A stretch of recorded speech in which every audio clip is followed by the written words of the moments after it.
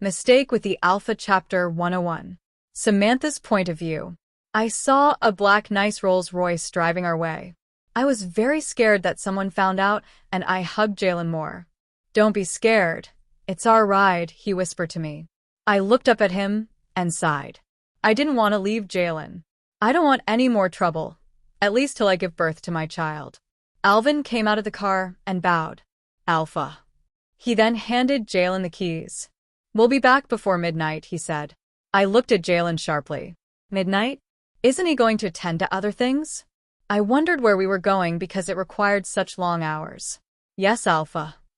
Let's go, Jalen said to me. I looked at Alvin, who was still standing. Wait. How would Alvin get back to the pack house?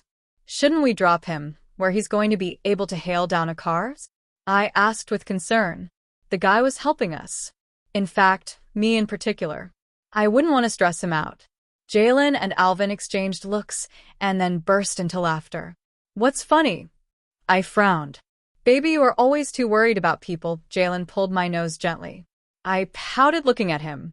That's how a Luna behaves, Alvin said with a smile. We looked at him, and then he coughed slightly.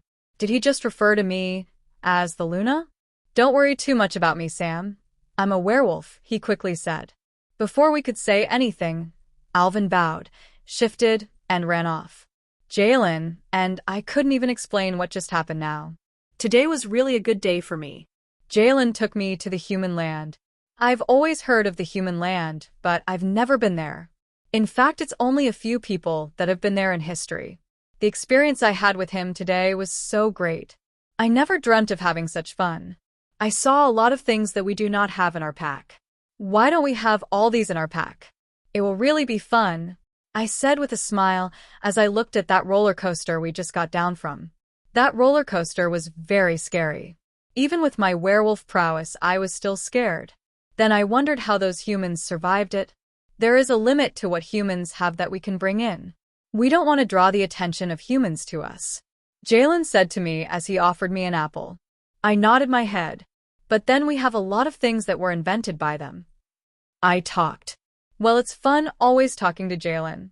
He doesn't talk much, but then he listens to me and then answers every one of my questions patiently.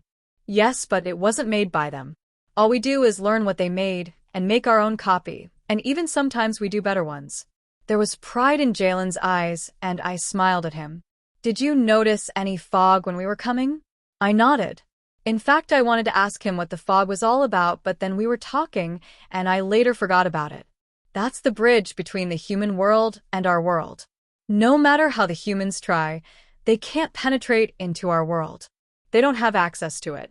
Once they get to the fog, all they'll see is a large rock. Except if an alpha brings them in. That's what the moon goddess did to protect us, he explained to me. I've heard the story before from my dad. He was the one telling stories about how humans betrayed the werewolf world.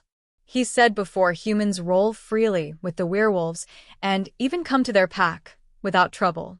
He even said our pack used to be ruled by the human government and taxes paid to them, but then humans betrayed us and used us for their scientific experiments, killing us one after the other.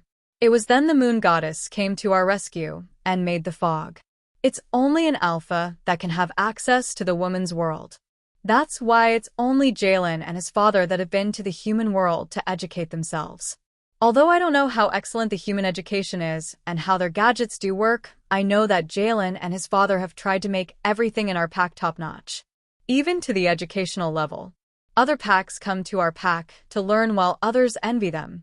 With how organized we are, even if a human mysteriously stumbled into our world, there can be a difference in appearance. Except for the wolf inside us. Looking up, I saw something flying. I was so sure it's not a bird. What's that? I asked Jalen. Jalen looked up and smiled. It's an airplane. Airplane? What's that? It's just like a car that flies in the sky. It is used to make long journeys easier and faster, and also to pass over seas and ocean, he calmly explained. I looked at the tiny object in the sky with interest. I don't know how one person could fit in. Why don't we have it? We don't need it, baby. Even the cars we have are just for fashion. We are faster. I nodded in agreement. We are really fast. Jalen surprised me by taking me to where those tiny things in the sky were placed. I was so surprised to see that they are as huge as a house. He told me it is called a hangar. Today, Jalen and I did a lot of things together. We took pictures. I've never seen Jalen this happy. He has dropped all that his alpha attitude. He wasn't even as rigid as he was. He played like a little child. Too bad we could only do this in secret. This alone made me sad. Now it's time to leave, and we would go back into hiding. I felt like time should slow down, and we shouldn't go back home. That's selfish of me, but then I've suffered a lot. Please like the video and subscribe to the channel. Turn on notifications to stay up to date with new videos uploaded. Also, check out our next video in the series.